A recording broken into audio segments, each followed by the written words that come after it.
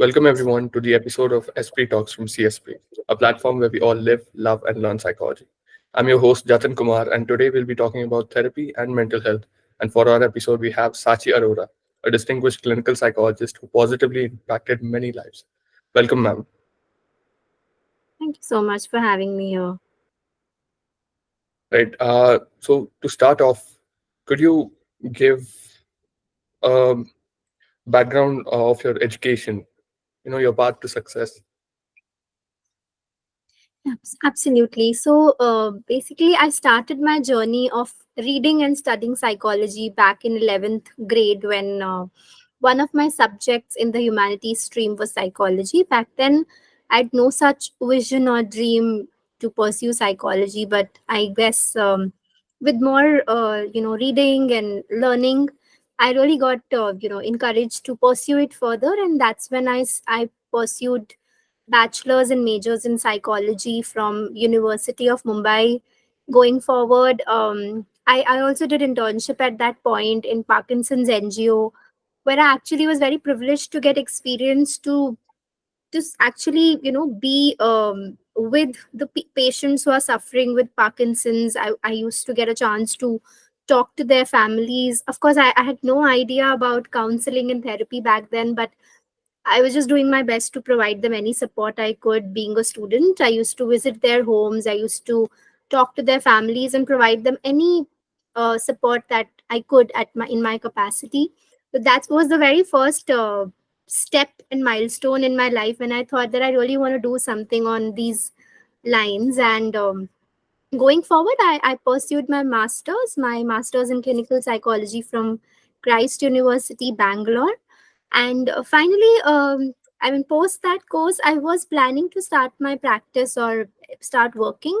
However, due to me not feeling that skilled enough to really see clients, and I really wanted to upgrade my skills and expand my knowledge, I went on to do my MPhil from EBAS Hospital, New Delhi.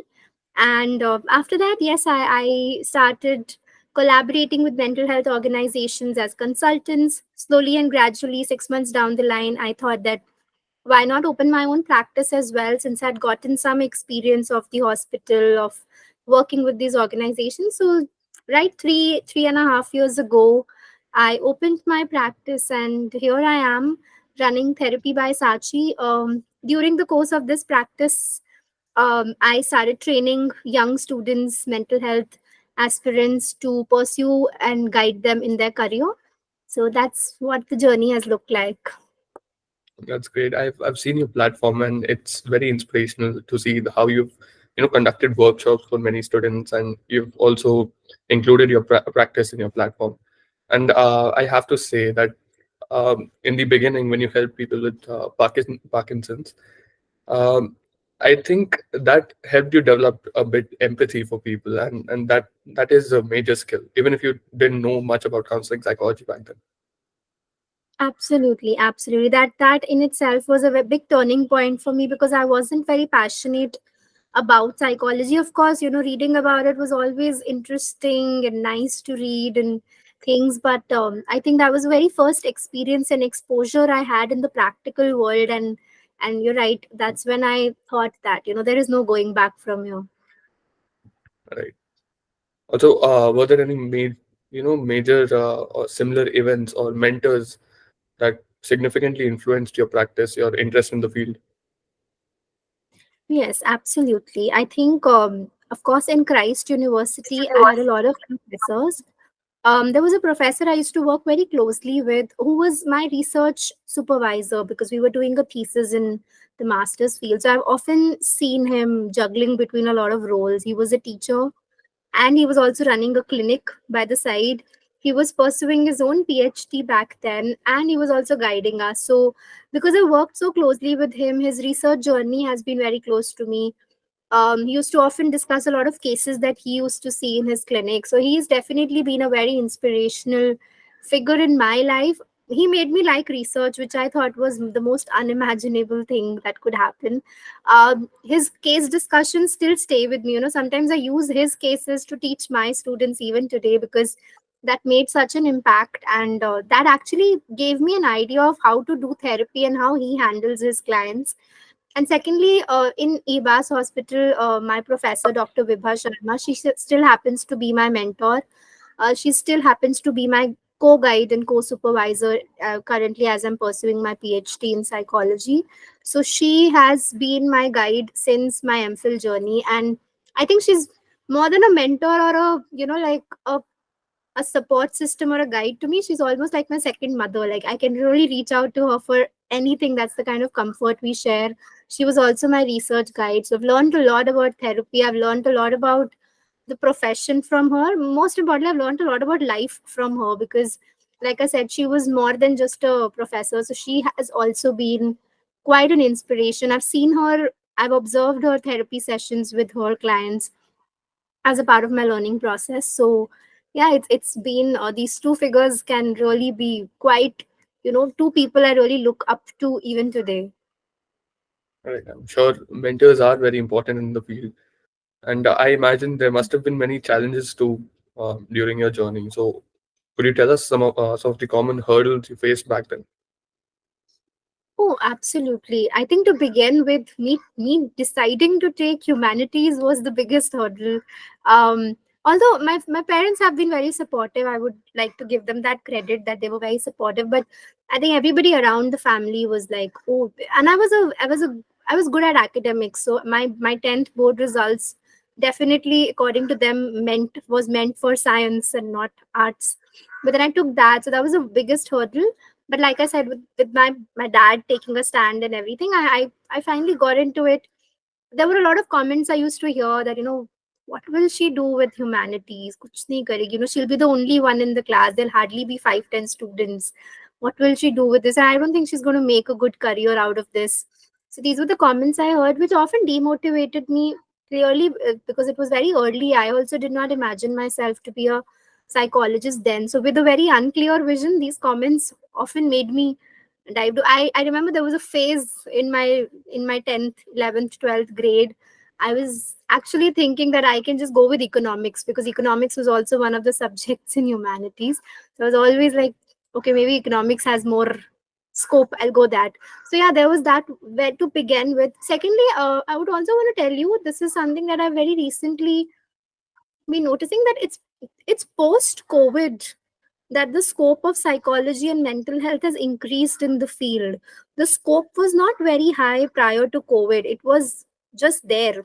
A lot of startups, also, if you see, have opened majorly in 2020 with respect to mental health organizations and startups. So there were not many startups, not many organizations, not many podcasts, not much mental health talks happening. It was a big time stigma until 2019, I believe. So there was always this hurdle key, will I make in this field? Like, will I even have clients? Because will people want to take therapy? Because, oh my God, it's such a big stigma. So that was the biggest hurdle. I often questioned my choices because the scope was extremely low. COVID was definitely a blessing in disguise, where I now see that's not a problem at all. Today we have a lot of people open to this whole idea. The third hurdle was about the opportunities. Like I said, the opportunities were very few, so I wasn't sure if this is going to be I'm going to survive for any longer. Fourthly, I think no practical exposure. As a student, I think that was one problem I faced after my master's when I was going for jobs, when I did not have my MPhil yet secured, like, the admission was not secured. So I was also, along with preparing for my entrance exam, I was going for, applying for jobs. I had no confidence and no skill set. At least that's what I would like to believe, that I didn't know anything.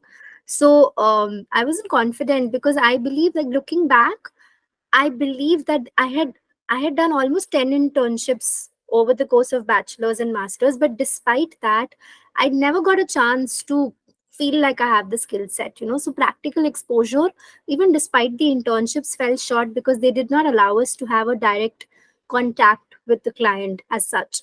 So I believe that is what were the major hurdles, and MPhil really helped me to feel confident and skilled to see clients, and I'm here today. Right. Yeah, I would just like to say that the fact that COVID came and because of that, many mental health organizations developed, and the scope of mental health really increased in India, and that is very true. I would, people at home started to introspect themselves, started to notice how people felt around them, and I think that is what increased the growth of mental health. And talking about opportunities, yeah, definitely you'll have to have the skill set and the experience to get the opportunities. Uh, you must have done many internships and worked under many psychologists, I'm sure. And many students also face what you had faced before, taking humanities stream and you know getting many criticisms based on that. So, do you have any advice for these students? I would definitely say that, if you have taken up this field, do not question it, at least not today, because there is a lot of scope. So if you keep the patience and if you have the tendency to take consistent efforts, it's all that's needed. You just need to be consistent with your efforts. You need to be very patient. And most importantly, you need to believe in yourself, because that's something that I never had. Like, I think that is something I often struggled with myself, that I don't know if I can do this. I don't think I'm confident enough. So I think maybe just working on your confidence, working on your consistency and patience level, because there is a lot that's going on in the field. There are a lot of opportunities. There is definitely a lot of scope. It's just that you need to find it at the right time, in the right place. So if you're questioning your choices today, you must not. This is the field. If you're interested to help people, be empathetic to people, guide people, and help them navigate through their mental health journeys, it is the right field, and it is definitely the right time to be in it. And now I'd like to ask you about your practice. How do you stay current with your developments in psychology? And how do you integrate all the new research that has been done in your practice? Is it hard keeping up with all the new research? Well, I would like to be honest. Yes, that it does get hard, but I would like to also say that, you, with the field that you are in currently, reading is very important. So I do read a lot, but I'm also somebody who may not get up every morning and have this schedule that I have to read today. That is not how things work with me. For me, I have to. I'm when I'm planning for therapy sessions. So supposing there are like therapy sessions planned, I try to keep a gap between each therapy session that I have, so that in that gap I can read regarding the issue that my upcoming therapy sessions client would be facing. So that's how I keep upgraded. I plan my therapy around my existing clients, because then I can relate to it. I can use the relevant tools and techniques and apply it on my clients. And I keep on, searching new articles and new interventions or researches. I mean, that's how I often used to use CBT and ERP for OCD, cognitive behavior therapy and exposure response prevention. And one day I was just reading about the new interventions, and I came across a very interesting approach, acceptance commitment therapy, that how you can, be comfortable with your thoughts and still go by your values and commit to, the valuable behavior. So I feel like, whenever you read, you come across something new. So it's not the quantity, it's the quality. Like when you read, just make sure that you come across something new, something better. Also, I feel like nowadays there are a lot of WhatsApp groups that I'm a part of. So, a lot of peers and colleagues keep sending some reading material to read on that they found it helpful or interesting. So I keep getting information through them and from them, that, this is what is a new approach you can talk about. Thirdly, I would also say, I am a part of a peer learning group which happens every week. And in this peer learning group, again, we have discussions around the new developments in the field and the interventions, and how are they using it with their clients. So I believe that is one of the most helpful methods for me, because talking and audio learning is my way to learn things. So it's always good to read, to engage in peer learnings, to keep on, reading whatever your colleagues have found helpful. I would also say social media has also been very, very helpful. Like nowadays, I think you see every second mental health expert is making videos and posts on Instagram, giving out information on certain mental health related issues. So I do have a few pages I follow on Instagram as well, that helps me stay updated with the ongoing approaches and ways of doing things. Right. I can see you've made a lot of efforts, to integrate all the developments, all the new research to know all that. And yeah, I definitely think your strategy of, reading before a therapy session is brilliant. I think many future psychologists would also integrate that into their practice. Now, Absolutely. moving on, I'd like to ask questions based on today's discussion. So, firstly, to clarify for our audience, could you tell us the difference between a psychologist and a psychiatrist? Absolutely. So, a psychiatrist is basically to differentiate them by qualifications. A psychiatrist is a medical professional who has done their MBBS and then MD in psychiatry. And as per the role, they prescribe medications like antidepressants or anti anxiety for your mental health concerns. On the other hand, a psychologist or a therapist is a person who is completed their masters in psychology, and maybe they could also have an MPhil in clinical psychology to call, to be eligible enough to take therapy sessions. They are the ones who gives you counseling sessions, who facilitates these sessions for you. These experts do not give you medications, but they will help you navigate and become aware of your thoughts, your feelings, your emotions. A therapist helps you regulate your emotions. A therapist helps you become aware of your thoughts and sees if there is a need to reframe it or restructure it. And a therapist also helps you to understand if there are any maladaptive behaviors that need to be replaced with adaptive ones or helpful ones. Most importantly, keeping the technicalities aside, a therapist and a psychologist provides a safe and a non-judgmental space to an individual where the individual can talk and just be themselves, be their authentic selves, because the world out there does not allow you to really have that space where you can just be and cry or be vulnerable or express your emotions. So this is really a space where you can feel vulnerable, you can feel your emotions and express them without being judged. And that's the major difference, that uh, on one hand the psychiatrist provides medications, and on other hand a therapist or a psychologist would help you navigate through your mental health journeys by helping you become aware, become regulated, and most importantly helping you with the space that is much needed for you. Right. Thanks for clarifying that for everyone. And now, I saw that you talked about your approaches, how you use ERP and CBT approaches for OCD, and how you found out a new approach where people can talk and be themselves. So, is there any primary approach that you integrate in your practice? I primarily use cognitive behavior therapy, rational emotive behavior therapy with a trauma focused lens. So basically, cognitive behavior therapy or rational emotive behavior therapy, it's to just briefly explain it, it's basically states and it's based on a principle that your situation may or may not be problematic, but the way you view or see the situation, or the meaning or interpretation you give to the situation, that might be problematic. For example, you could fail in an exam and it is undoubtedly a very unpleasant situation. There are no two opinions about it, for sure.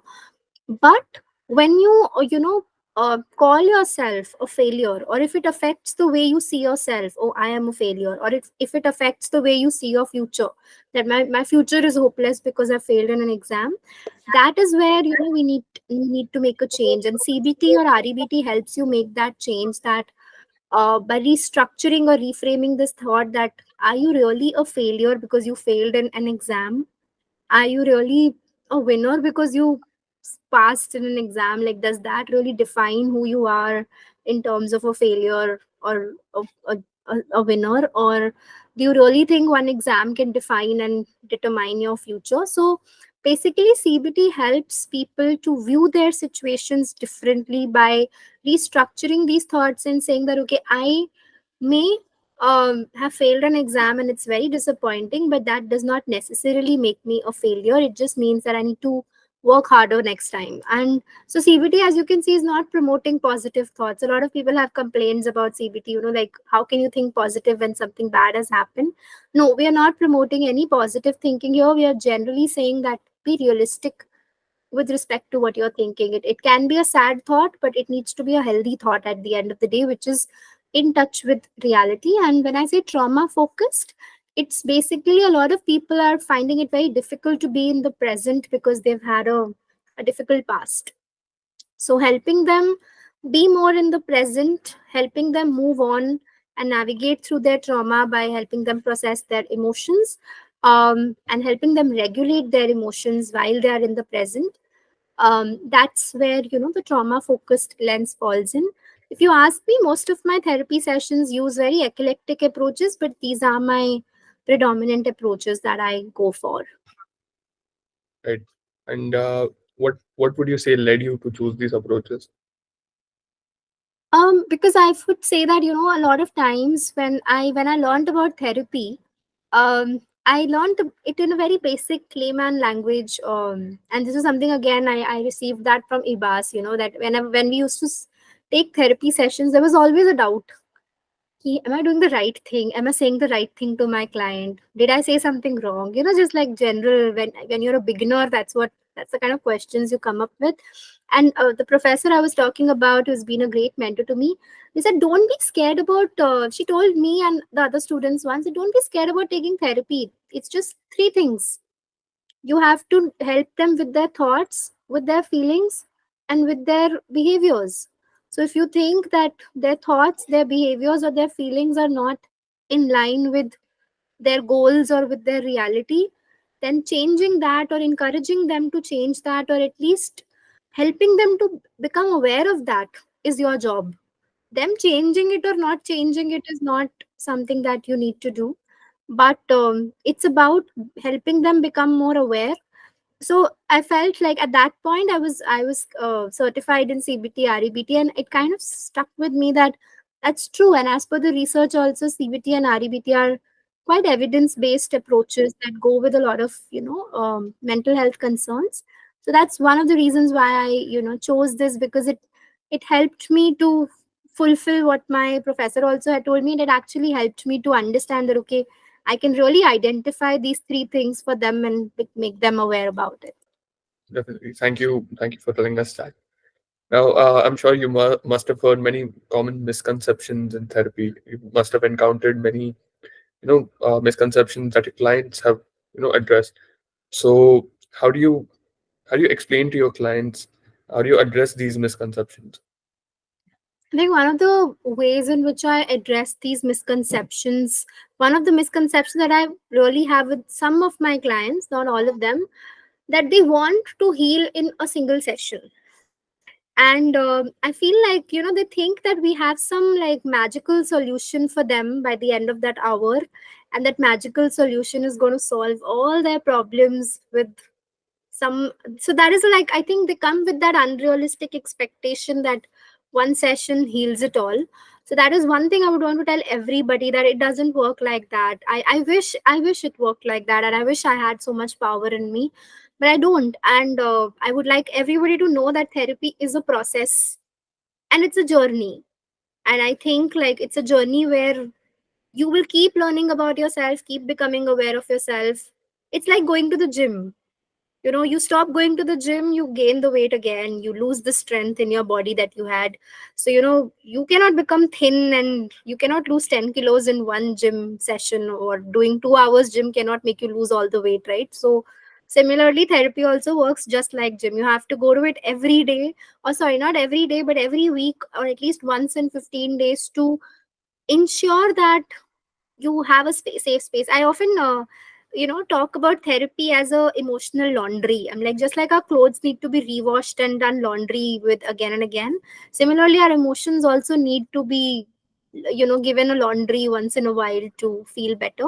That's one of the common misconceptions that I would like to clarify, that no, just like you cannot lose weight in one gym session, you cannot heal in one single session. You need to come through it again. Secondly, I also feel like people think that only those who are suffering with mental health illnesses need to go to therapy. Or of course now we call it mental health illnesses, but longest time के लिए people used to say things like, oh, crazy people go to therapy, mad people go to therapy, all of those things. So I feel like now we have come to a stage where I would like to say everybody needs therapy, because we all have emotions, thoughts, and behaviors that are not working well for us on some days. There are overwhelming feelings we all experience.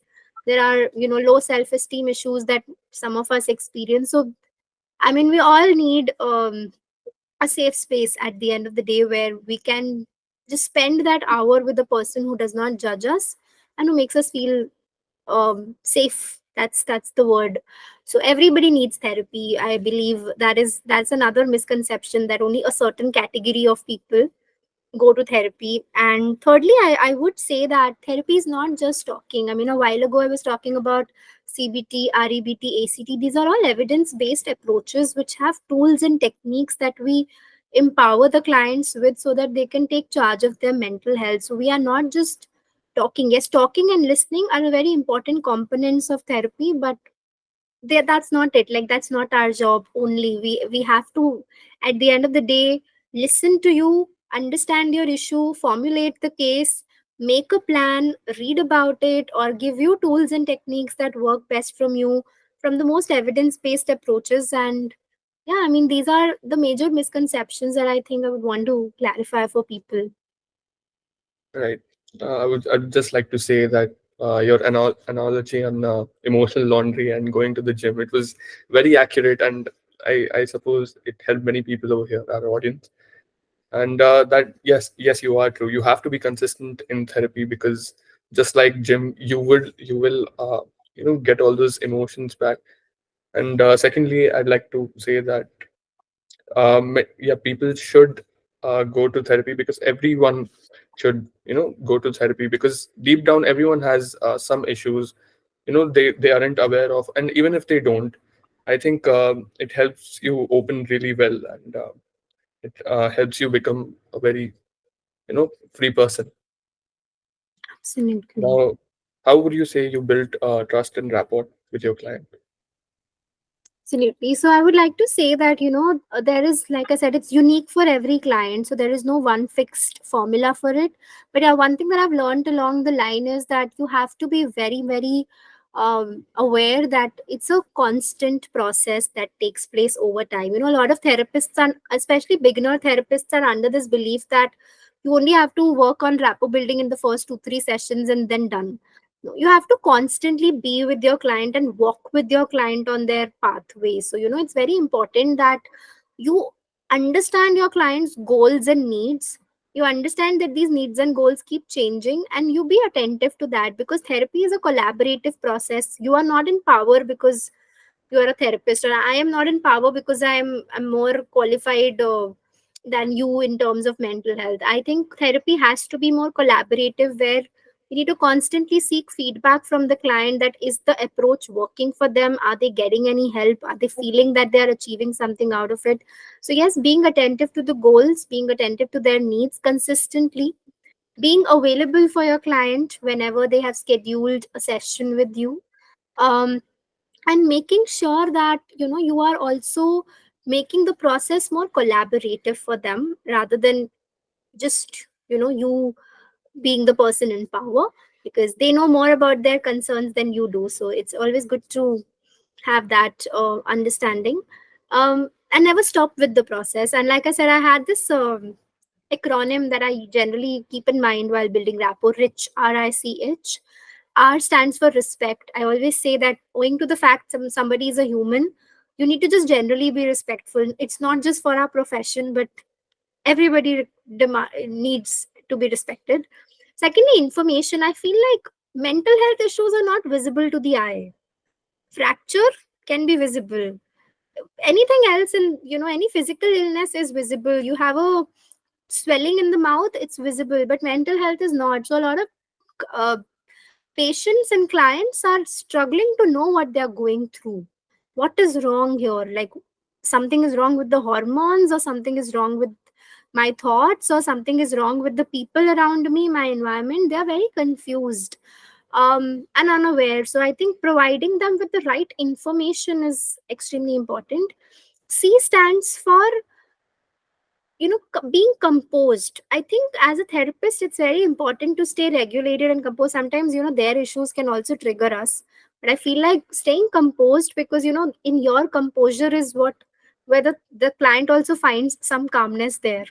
And I've got this feedback also from my client that because you stay so composed in therapy sessions, we feel like our issues can be dealt with. That, I mean, maybe they find that reassurance there. And H stands for honesty. Do not lie to your client that you will recover in 6 days and 7 days ho jayega. No, I think be very honest. If you think that the client's recovery looks difficult, communicate it to them honestly. If you think that the client's recovery is almost not achievable, I think, like, I see a lot of personality disorders or chronic illnesses that do not have a very good prognosis, and it's very heartbreaking to tell the clients that this is what I see. But of course, you have to be very hopeful, very optimistic, and yet communicate the truth to them. That, I usually say that, uh, this may not be curable, but if you take consistent efforts on your mental health well-being, we can navigate through this and we can manage this. So something that is not curable definitely can be manageable. So that's what I follow to build that sense of rapport. Right. Thank you for all these points. I'm sure many psychologists, many future psychologists would adhere to these points while their sessions. Right. Now,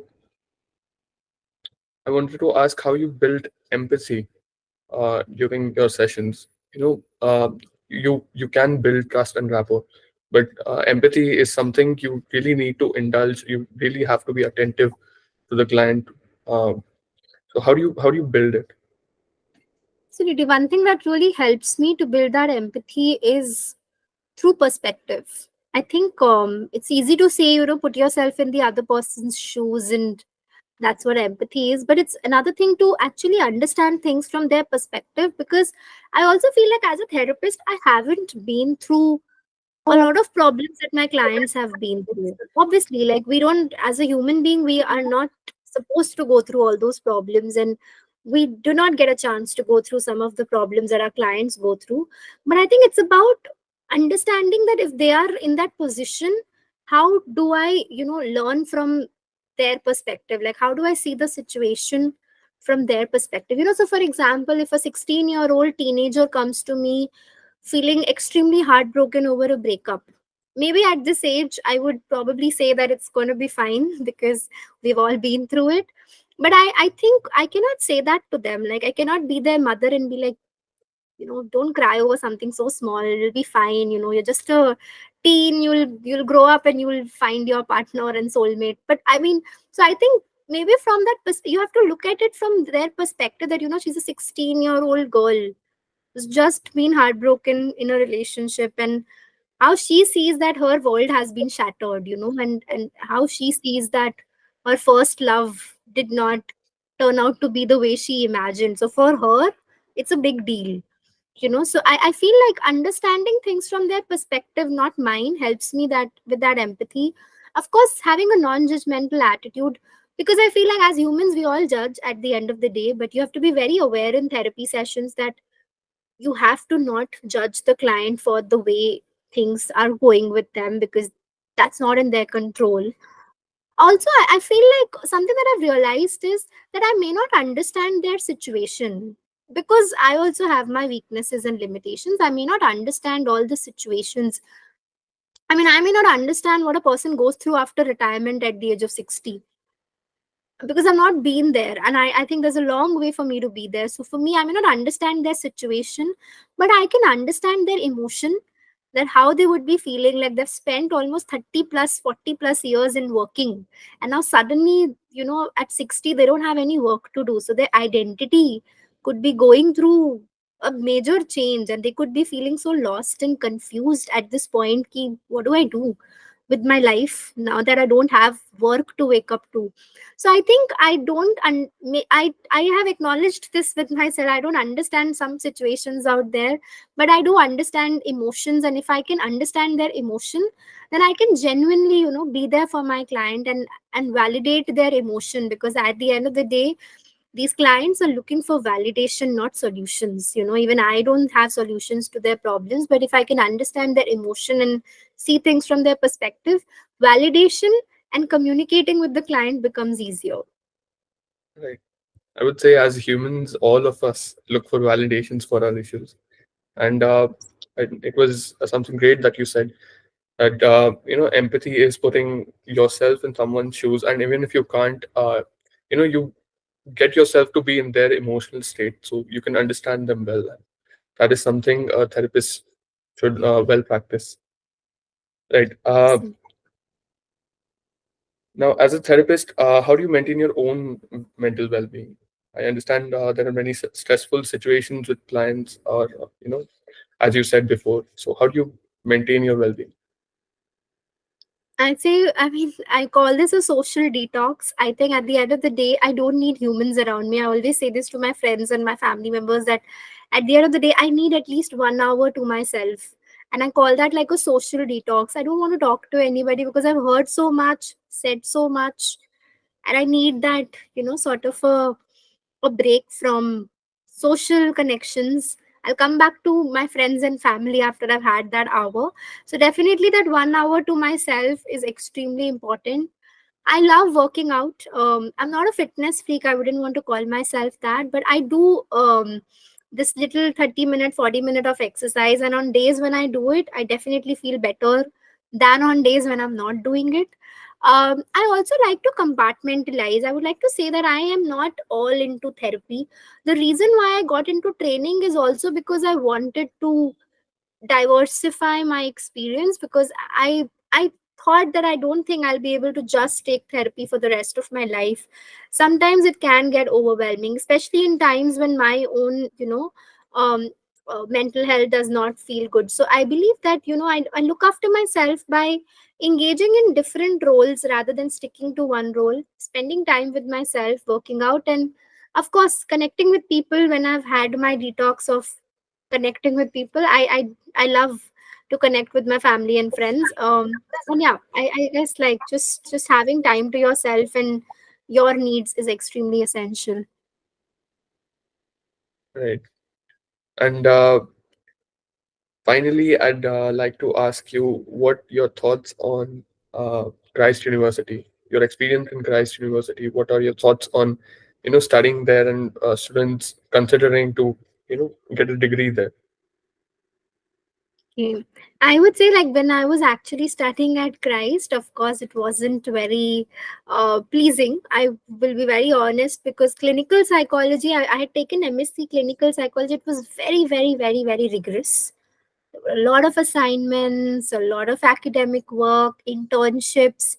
So you were loaded with a lot of work. So it was a lot of pressure. But I would say, looking back, I think it was one of the best experiences of my life in terms of learning. I learned a lot there, and I think that knowledge is what comes into use today. I feel like, whether it be research, whether it be statistics, whether it be therapy, whether it be assessments, or whether it be anything pertaining to mental health, if there is a place where I've learned all of it's in Christ. Of course, Abas helped me put things into practice, but that practice would be impossible if I did not have the right knowledge to apply my skills into. So yeah, I mean, I would say that Christ has a rigorous syllabus that helps you learn a lot. It has multiple internship opportunities that helps you get the right exposure for yourself. Like, I got to work in a special education school, in an NGO, in a rehabilitation center, in a hospital, in a clinic. So I got multiple arenas of exposure there. And of course, I got to learn about research, which I don't think I learned either in my bachelor's or at EBAS. I was just expected to know it by my MPhil, so you should know it only. But I think if Christ hadn't been there, I don't think I would have had that multiple aspect. So yes, it's stressful. Yes, it's a lot of pressure, but it is worth it, because what you learn at the end of the day and what you become at the end of the degree is exceptional. And I think that also enhances your opportunities. If you're looking for further admissions or opportunities, it really does enhance that bit. Right. Thank you so much for that review, and I'm sure it must have helped many students who are, planning to go to Christ. Now, I'd like you to address some questions from our audience. Right. So the first one is, have you ever had to navigate situations where clients developed attachments beyond the professional relationship? Absolutely, absolutely. Especially, when it comes to certain experiences, certain clients who are going through loneliness, or certain clients who do not have anybody to speak to outside of a therapy session would often reach out within the therapy session. So it did become a little exhausting. But I think over the course of time, one thing I've realized is boundary setting is very important. So, the earlier you set the boundaries and expectations during a therapy session, the better it is. Like telling them that, if they message you, then in how much time will they get a response, like within 24 to 48 hours. Can they message you via WhatsApp, via email, or can they call you anytime? Or if they mail you, if they message you, in how much time can they expect a response? If they are still violating the policy, but how do you communicate to them that this is not ethical, and going beyond the ethical practices, it's not helpful. So I think setting boundaries is a very essential aspect of the practice. Initially I used to feel like I'm being rude to the client, but I think I do try to communicate these boundaries in a very polite manner, that how. And I often tell that it's a part of the ethics. It's not like I'm personally making a choice and rejecting you. It's not a personal choice. I don't want to reject you. I don't want to like be rude, mean to you. Or it's not like I don't want to like engage or help you. But it is just a part of the ethical practice that I only get to respond to you within 24 to 48 hours, and I only get to address your concerns during a therapy session. And if you think that there is a need to come have any urgent meetings, and I do give them contact details of emergency hotlines and crisis crisis hotlines, that you can reach out to them if there is a case of emergency. So yeah, one thing in private practice I've learned is setting boundaries, and having these policies have been a great savior. Right. I understand must have been very hard, telling the clients about the ethical considerations, to address them in a polite manner. Sometimes it hurts, building rapport with the client, but at the end of the day, it is important to adhere to the ethical considerations. Now, Absolutely. To save this, I think I would say that I do have an intake session before therapy begins, because I don't think the idea of communicating it to them in the first therapy session is a good idea. I think I have this little discovery call with them for 10 minutes where these boundaries are communicated. And once they agree to these boundaries, then I say that now, you can go ahead and book your session with me, because I don't want to do this during a therapy, because I don't want to make them feel like I've deceived them and raised their expectations and then dropped it down. I want to keep the expectations realistic from the beginning only. So that is also very important, that when you set these boundaries is extremely essential. right, that is a brilliant practice. Now, our second question is, how can therapy help someone who's been through grief and loss? Absolutely. I feel like since I'm doing my PhD in grief and loss, one thing I've realized is that a lot of people are reluctant to come to therapy because they think it's going to be very painful, which is true. It is painful to come in touch with their difficult emotions associated with the person they have lost. But I feel like therapy can really help them to live with this loss in a more adaptive manner, where they can actually remember the loved one um, with a lot of love, and actually cherish the memories with them. So, in therapy, there is a proper practice that I do, that I ask them to bring photographs of the loved one, and I ask them to talk about some important memories with the loved one that are there in the photograph, because all this time they've been avoiding to even talk about the loved one.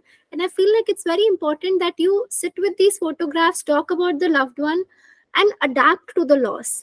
Cherish these memories, remember them with love, not pain, because these memories still remain, and remembering your loved ones with love is very important. So that's one aspect of grief treatment that I do, that you have to live with the loss, not in a complicated manner, but in a more adaptive manner. Secondly, reinvest. Very important. A lot of people feel stuck after the loss, that, where do I go? What do I do? So I think helping them explore other areas and other relationships and other opportunities where they can reinvest their time, their energy and efforts, it's very, very important. Thirdly, I also feel making sense of the loss. Sometimes, people say no after the loss. Oh, I am unlucky. I am destined to be alone. I think I don't deserve love. Or maybe I am abandoned, or maybe um this is so unfair, world is so unjust. Like all these thoughts are assumptions that people, it gets shattered. Like, world is not just, world is not fair, I am unlucky. So I think helping them make sense of the loss, like a lot of people do this, I help them understand that what do you think made the loss happen? Like what good came out of it? Although it's a question that comes later in therapy, but a lot of people say that at least they died after they saw their grandchildren. At least they died without any pain. These kind of thoughts, these kind of meanings really help them make peace with the loss, make sense of the loss. Ki, Chalo, it was a painless death. Chalo, at least they saw the face of their grandchild and then left. Chalo, at least they, um, fulfilled their life purpose and then went. So always help them discover that meaning that they're looking for, because living with these world is unjust and living with these shattered assumptions can be extremely painful. And most importantly, I also feel that try to help them, continue bonds with the loved one. I mean, there's this new theory that has come up, continue bonds. Like, how you can still remain in touch with the loved one, visiting their graveyard once in a while, celebrating their birthdays, or celebrating their anniversaries. Like something that keeps you in touch with them, making you realize that it's not the loss that you're looking for. So I feel like always it's all about living with the loss in a more adaptive manner, where you can make peace with it, make sense of it, grow out of it, and reinvest in life again. Right. Thank you for that. So, for our final question of the day, what advice do you have for someone who is hesitant or nervous about starting therapy? I would say that it's absolutely normal for you to be nervous and anxious before you go to therapy, because it's just like your first day at school. A lot of us remember crying before entering the school premises because it was scary. So I understand that therapy is going to be a little scary before you enter it.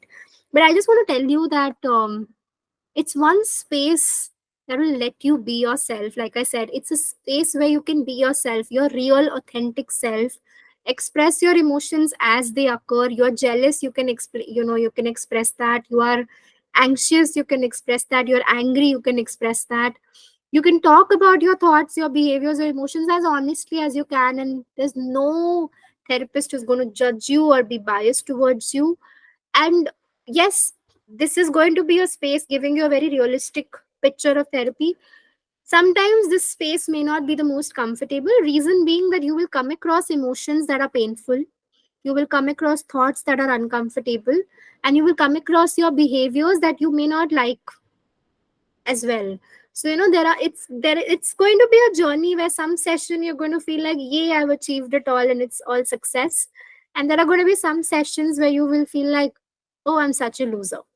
So um you're going to experience all these roller coaster of emotions. So it's very natural for you to be anxious, but it's going to be worth it. I always say that nothing that's worth it comes easy. So if it's worth it, it's going to be a combination of good days, bad days, some great sessions, some not so great. But yeah, I mean, if you really want to explore a space where you can be yourself with a person who nurtures you, with a person who collaborates with you to be yourself, explore it and see how you feel, because everybody has a unique journey. Right, absolutely. It's all a part of the process of evolution of becoming a better person. And Absolutely. but there are also times when clients feel stuck during the therapy sessions. What do you do then? What do you tell them? I feel like helping them understand, because again, people get stuck for various reasons, but it's always good to understand what is it that is keeping them stuck. So understand their hurdles and their obstacles. What are the challenges? I start asking them, how does your day look like? What is it during the day that you find difficult to adjust to? What is it during the day that you find difficult to stay up to? So it's always about understanding their unique hurdles and their struggles that makes them feel that stuck. It's always important to understand their triggers, because sometimes there are multiple triggers that don't let you move on. It's always important to understand their past, that is it coming from their childhood, is it a part of their upbringing, or is it a part of maybe some traumatic response that does not help them move on with that kind of trust. So it's always about understanding, number one, where it could be coming from. Number two, what is it that they are doing to enable this? Is there unknowingly, knowingly, are they engaging in any thought? Are they engaging in any behavior that is making it difficult for them to move on? I always say there are five stuck points. I call them stuck therapy. One is safety. Sometimes people are not able to change or proceed towards change because they feel um, that it's going to be unsafe to be a part of the unfamiliar world. Like, this is familiar. I am used to my depression. I'm used to my anxiety. What is life without this pain, without this anxiety? How do I live without these feelings? Because I've been feeling it for so long. Sometimes people actually feel unsafe moving out of these zones, although it's healthy for them. Secondly, control. They don't feel like they have any control. They feel absolutely helpless. um Thirdly, they feel like they cannot trust people, like they cannot trust the world with their progress and with their healing. So that's what holds them back. Fourthly, especially in romantic relationships, they're not able to get intimate emotionally because they again feel like that is not something that they can do, which again affects their relationships, their communication. And most importantly, I also feel that a lot of people feel low self-esteem. I'm not capable of the change. I cannot change. I don't think I have it in me. So you have to work on these stuck points, making your clients realize you have it in you, making your clients realize that there are still some people you can trust and get intimate with, and there are still parts of the world that may not feel safe and comfortable, but they are worth visiting once and seeing how they are.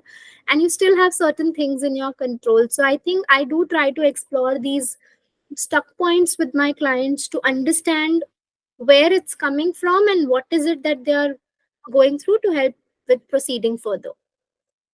Right. I see you have a very organized approach to every problem that comes to your therapy.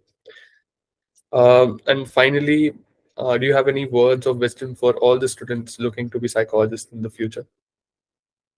I would always say that don't be influenced by anybody. That is one thing. Like, don't be influenced by anyone. Choose your path and make sure that that's your path. Don't question your path. um Also, I would like to tell you, all as students, that do not run behind, do not follow the mainstream herd that is going on. Matlab, a lot of people nowadays just want to do clinical psychology because everybody wants to do clinical psychology and everybody's looking up to it as if it is the only field. I think, being a clinical psychologist myself, I feel I'm not encouraging that. A lot of people say clinical psychology is the best field, I want to be there. There is no best field, there is no worst field. Choose what you want to live with for the rest of your life, because one thing I realize is the work that we are doing right now has to be with us for at least many many years from now, if not for the rest of our lives. So choose wisely. Do not go with what the world thinks is best right now. Understand your goals, understand your interests, understand how you want to spend the rest of your life doing what. And once you are more clear about that, choose accordingly. No social influences can choose for you what you can choose for yourself. Right. Thank you for the advice, and it was very insightful having you on the podcast, sharing all your experiences with us. And it's been a pleasure having you here. Thank you for paving the right way for all the ambitious students listening to us. I'm so glad. Thank you so much for having me here, and it's been a pleasure talking and engaging with you all. Okay. And that concludes another thought-provoking podcast for Esprit Talks from Esprit. Thank you for joining us, and be sure to tune in next time as we continue our exploration of psychology and mental health. Until then, live, love, and learn psychology with CSP. What are the specific responsibilities do you take on during these investigations, and how do you contribute to the process? So forensic psychology is divided into three parts: investigation, research, and rehab. Mostly I'm investigation plus research. I don't go on field as much, but I do have a research team which helps me with the investigate. I want the investigation, but which helps me in cracking down the whole crime. So if I want to understand the nitty-gritties of a crime, to understand what is the criminal network look like, or how many players are involved in it, or how what can the system do better in it. So that is what I do as a crime researcher, so that the system, the stakeholders, have NGO ho, yeah, child welfare committees ho, yeah, women children department ho, they can make better decisions, and they know how much we can get, how we can prevent crimes over here. So I am on the investigation plus research kind of area, and my research is investigative in nature to help crack down crime.